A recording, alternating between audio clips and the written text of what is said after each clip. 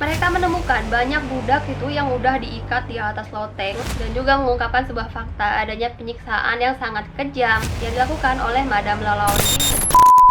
Hai semuanya, welcome back. Terima kasih buat kalian yang udah klik video ini. Kalau kalian baru di channel ini, jangan lupa klik like-nya, komen, dan subscribe-nya di bawah. Dan tinggalkan kesan dan pesan kalian di kolom komentar. Dan terima kasih juga yang udah nyemangatin. Dan semoga channel ini cepat berkembang. Terima kasih banyak. Dan kali ini aku bakal ngebahas tentang salah seorang wanita, sosialita pada zaman dulu, yang dia terkenal banget sangat kejam, menghabisi para budaknya dengan sangat-sangat kejam, dan dia juga dijuluki sebagai pembunuh berantai asal New Orleans. Bahkan korbannya dia sampai ratusan. Dia tidak pernah mendapatkan pengadilan apapun sampai akhir hayatnya. Nah guys, kali ini gue bakal ngebahas tentang Madame Lalaurie. Nah, siapa sih Madame Lalaurie ini? Nah, Madame Lalaurie ini bernama lengkap sebagai Mary Delphine Macharty. Dia itu adalah wanita sosialita yang lahir pada 19 Maret 1787. Dia ini anak perempuan pertama dari 5 bersaudara. Ayahnya bernama Louis Barthélemy de Macharty dan ibunya bernama Mary Jane Lirable. Keluarganya berasal dari keluarga yang kaya raya. Dia memiliki harta yang sangat banyak. Bahkan keluarganya itu bekerja di pemerintahan, termasuk pejabat militer, pemerintah, pemilik perkebunan, pedagang, dan juga pemilik tanah. Nah guys, keluarga Mary Delphine Macharty ini adalah seorang bangsawan kaya raya. Mereka berasal dari Irlandia dan memutuskan pindah ke New Orleans pada zaman kolonial Prancis. Bahkan nih guys, ayahnya Mary Delphine ini tuh memiliki gelar bangsawan, dan juga ibunya dikenal sebagai seseorang yang suka party sampai larut malam. Di usia Mary 4 tahun, dia itu menjadi saksi di mana terjadinya sebuah peristiwa bernama Revolusi Haiti, di mana tepatnya pada 1791 ada pemberontakan para budak terhadap majikan-majikannya karena dianggap tidak memanusiakan manusia. Bahkan di saat usia Mary itu 7 tahun, keluarganya itu sudah memiliki tanah yang berhektar-hektar, sekitar 1344 hektar. Gimana nggak bangsawan banget ya si mereka? Bahkan itu tuh terjadi pada tahun 1700-an. Karena pada tahun 1791 itu pernah terjadi revolusi Haiti. Akhirnya Mary dan juga keluarga bangsawannya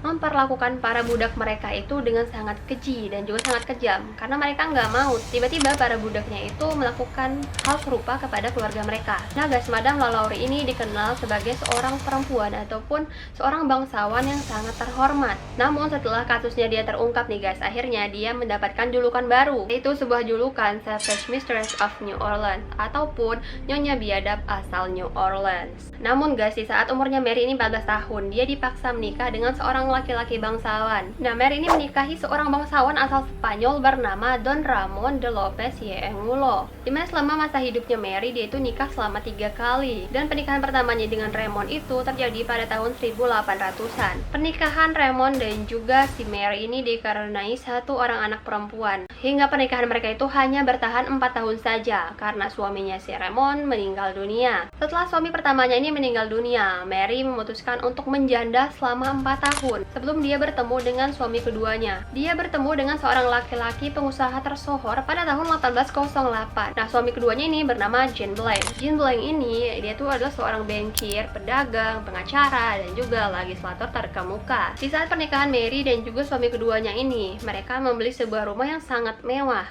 yang terletak di 409 Street Royal. Sekarang lebih dikenal dengan Villa Blanc. Anak pertama mereka bernama Mary Louise Pauline, yang kedua Louise Mary Laura, yang ketiga Mary Louise Jean, dan yang keempat Jean Pierre Pauline Blanc. Pernikahan kedua Mary ini hanya bertahan 8 tahun, karena pada tahun 1825 suami keduanya ini juga meninggal dunia. Nah guys, sekitar 9 tahun dari kepergian suami keduanya Mary ini, akhirnya dia bertemu dengan seorang laki-laki dan dia memutuskan untuk menikah lagi dengan laki-laki tersebut. Ini adalah pernikahan ketiganya sekaligus pernikahan terakhirnya. Nah guys, laki-laki yang beruntung ini bernama Leonard Louis Nicholas Lalaurie. Itulah guys kenapa dia lebih dikenal dengan Madame Lalaurie, karena Lalaurie itu adalah nama belakang dari suami ketiganya. Nah, di pernikahan ketiganya Mary, akhirnya dia dan juga suaminya membeli rumah yang sangat mewah, tidak kalah mewah dari rumahnya yang kedua. Itu tepatnya berada di 1014 Royal Street. Kemudian rumah tersebut direnovasi dan akhirnya dibuatlah rumah menjadi 2 lantai. Seperti banyaknya sosialita pada kala itu guys, mereka itu pasti memiliki banyak budak di rumah mereka. Nah, hingga pada awalnya para tetangganya itu sangat mengagumi Mary karena memperlakukan budak-budaknya itu dengan sangat baik dan bahkan sangat memanusiakan manusia. Tapi ada sebuah rumor yang mengatakan bahwa Mary melakukan hal itu tuh hanyalah sebuah pencitraan saja. Karena yang sebenarnya terjadi di dalam rumah itu tuh tidak pernah diperlihatkan Mary ke dunia luar. Setelah 7 tahun pernikahan Mary dan juga Louis Nichols ini, mulai nih terlihat adanya tanda-tanda keretakan di rumah tangga mereka. Hingga benar saja akhirnya mereka memutuskan untuk bercerai. Akan tetapi walaupun dia sudah bercerai, dia kan tetap menjadi seseorang dengan status sosialita yang sangat tinggi. Akhirnya dia tetap menjadi sosok yang sangat dihormati dan juga sangat dikagumi oleh orang-orang sekitar, baik saat masih berhubungan sama Nicholas maupun saat dirinya itu sudah bercerai. Namun ada sebuah kejadian yang sangat misterius terjadi pada 1830 sampai 1834. Ada 12 kasus kematian yang melibatkan 12 budak, yang bahkan meninggalnya 12 budak ini tidak diketahui karena apa dan apa penyebabnya. Namun diduga bahwa 12 budak ini meninggal karena sakit. Hingga nih guys, kecurigaan terhadap keluarga LaLaurie ini mulai mencuat di saat ditemukan fakta bahwa 12 korban jiwa itu adalah seseorang budak yang memang tidak jauh berada dari rumahnya si Madame LaLaurie. Namun ternyata setelah diselidiki, ke-12 budak ini itu bukanlah berasal dari keluarganya LaLaurie, melainkan mereka itu berasal dari rumah orang lain. Karena sebuah fakta itu sudah ditemukan guys, akhirnya para warga ataupun warga sekitar itu tidak pernah curiga lagi nih sama keluarga LaLaurie. Hingga pada suatu ketika ada seorang saksi mata yang melihat ada seorang wanita berumur sekitar 8-12 tahun, dia jatuh dari jendelanya si Madame LaLaurie ini. Dan budak itu setelah jatuh dari jendela LaLaurie, dia langsung meninggal di tempat. Kenapa si saksi mata itu tuh curiga sama LaLaurie? Dia melihat bahwa di jendela itu ada Madame LaLaurie. Nah, LaLaurie ini melihat wanita itu dengan sangat sinis dan dia pada saat itu tuh sedang memegang sebuah cambuk. Karena kan sebelumnya warga New Orleans ini tuh udah curiga sama LaLaurie. Dan setelah saksi mata itu juga ngelihat ada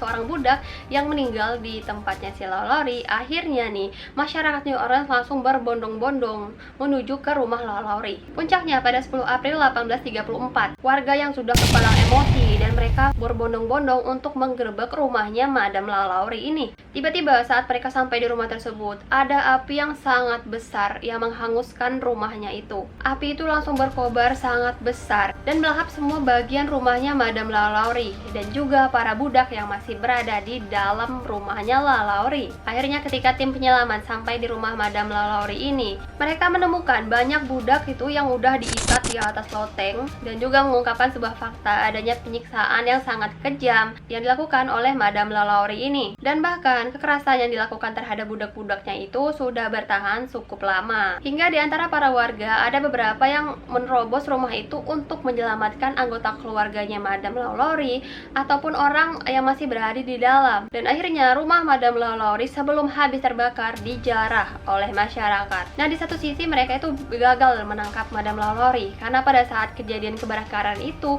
Madame ini dan juga anak-anaknya sudah berhasil kabur. Namun ternyata mantan suami dari Madame LaLaurie ini akhirnya berhasil ditangkap karena dicurigai bahwa dia ada keterlibatan. Karena guys, diduga bahwa mantan suaminya LaLaurie itu yaitu si Nicholas LaLaurie, dia ada peran dalam kasusnya Madame LaLaurie ini. Hingga pada suatu waktu ditemukan ada sebuah tubuh seorang wanita dengan kondisi tubuh dia yang sudah terpotong-potong. Bahkan badannya itu sudah kurus kering dan bahkan ada juga pengekang dengan duri besi yang berada di leher wanita itu. Dan juga ada bekas sebuah cambukan di badan si korban. Ditemukan fakta bahwa korban itu juga adalah korbannya Madame LaLaurie. Pasca kejadian akhirnya proses investigasi langsung dilakukan. Akhirnya ditangkaplah si Nicholas LaLaurie ini, yaitu suami ketiganya. Bahkan di saat kejadian tersebut si Nicholas dan juga si Mary McCarthy ini sudah bercerai selama 2 tahun dan mereka juga sudah tinggal di rumah yang berbeda. Di saat proses persidangan, si Nicholas ini itu tidak bertindak kooperatif, tidak pernah kooperatif sama sekali.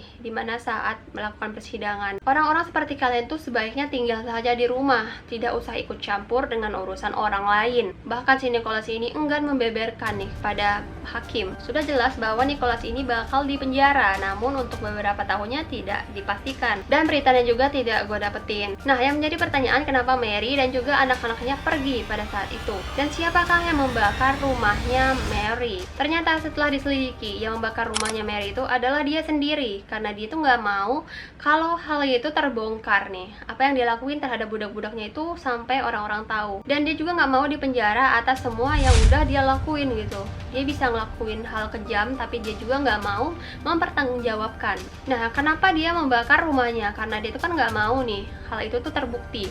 Akhirnya dia mengikat semua budaknya itu agar semua budaknya itu meninggal di dalam, dan nggak ada saksi mata yang bisa membocorkan apa yang udah Mary lakuin sama mereka. Nah guys, Mary bersama anak-anaknya diketahui dari salah satu surat yang pernah dibuat oleh anaknya.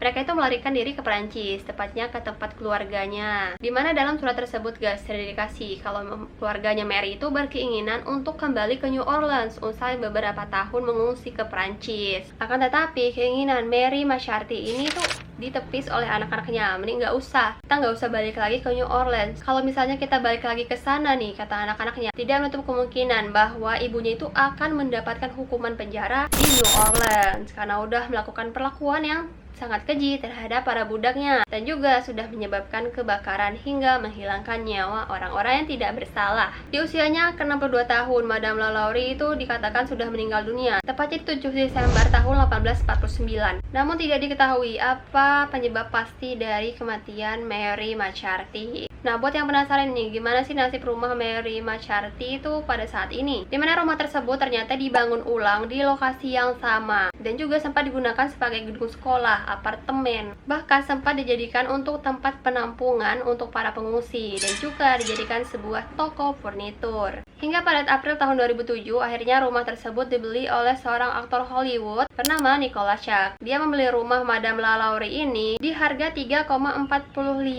juta US dollar. Itu tuh kurs 2007 ya. Nggak tahu kalau dijumlahin sekarang tuh berapa. Demi menjaga privasinya dia, akhirnya semua surat-surat yang berkaitan sama rumahnya LaLaurie ini dirahasiakan. Nah guys, hingga selang 2 tahun berikutnya, rumah tersebut kembali dijual setelah 2 tahun nih. Tepatnya pada bulan November tahun 2009. Rumah tersebut dijual dengan harga 3,5 juta US dollar. Dan rumah itu tuh berhasil dibeli oleh Regions Finance Corporation. Itu sebuah bank yang berpusat di kota Birmingham, Alabama. Konon katanya bahwa rumah tersebut tuh dihantui oleh para budaknya yang sudah meninggal dalam kebakaran dan mengalami penyiksaan oleh si Madame LaLaurie. Nah guys, sampai di saja video kali ini. Dan kalau misalnya kalian suka, bisa klik like, komen, dan subscribe di bawah. Dan nantikan video-video aku berikutnya. Dan terima kasih buat kalian yang udah nyemangatin aku. Dan sampai ketemu lagi di videoku berikutnya. See you in this video and bye bye.